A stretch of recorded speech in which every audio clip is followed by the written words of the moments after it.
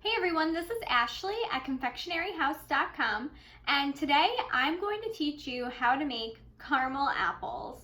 I love making caramel apples because after apple picking season, I always have so many left over that I'm never sure what to do. And because this recipe is so easy, your kids can help you make them too. This recipe makes 6 caramel apples, but if you need more than that, you can always double or triple the recipe. And you really only need a couple things to get started. Here's what you'll need. 1 pound of Merckens Block Vanilla Caramel. This is my favorite caramel. Not only does it taste delicious, but you won't have to unwrap a million tiny little cubes of caramel. It's all in one big block. 2 tablespoons plus 1 teaspoon of milk. I'm using whole milk, but you could also use fat-free or 2%. That doesn't really matter for this recipe. You'll also need candy apple sticks. A lot of recipes will tell you to use popsicle sticks, but these make the job a lot easier because they're pointed at the end, so they'll go into the apple really easily. You'll need about 6 apples. I'm using organic apples because they don't have a waxy coating on them. Also, if you're getting your apples from the apple orchard, those also won't have a waxy coating on them. If you're using regular grocery store apples that aren't organic, or if you're unsure whether they have a waxy coating on them or not, just boil some water and dip your apples one by one for 2 to 3 seconds in the boiling water, and use a paper towel to rub and remove the wax from the apples. Regardless of whether your apples are organic or just the regular grocery store brand or from an apple orchard, make sure you wash and dry them thoroughly. You'll want to make sure that they're very dry or else the caramel will slide right off of them. You'll also need a cooling grid with a piece of parchment lined underneath it. You'll use this cooling grid to put your caramel apples on, and the parchment paper will help catch any caramel drips that fall through. And to make the ultimate caramel apples, you may also want to have on hand Merckens candy coatings in milk, white, or dark, or you can use our colored coatings if you want to be festive, toffee crunch, or any of our other candy toppings. Or you can decorate your caramel apples with any type of sprinkle you'd like. And don't forget, you can get all of the supplies for this project and more at confectionaryhouse.com. Let's get started. Place 1 pound of Merckens Caramel into a deep bowl or a 4 to 8 cup measuring cup.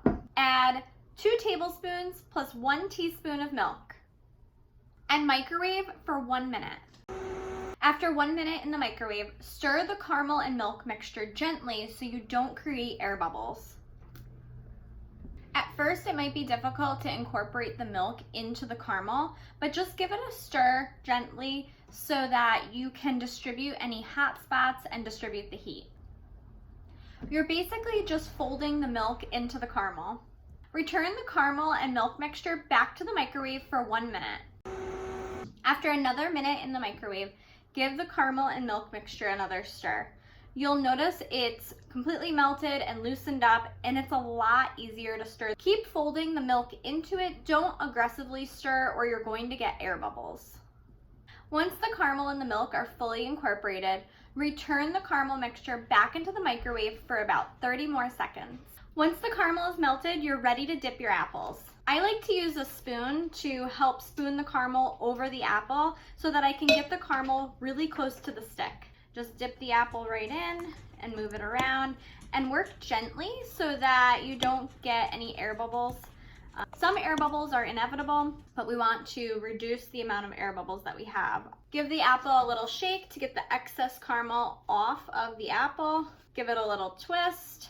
Set it on your cooling grid that is over top of parchment paper. The reason why we're using a cooling grid with parchment paper underneath it is so that the excess caramel will drip through the grid and land on the parchment, and later on we can scrape that excess caramel off and remelt it and use it.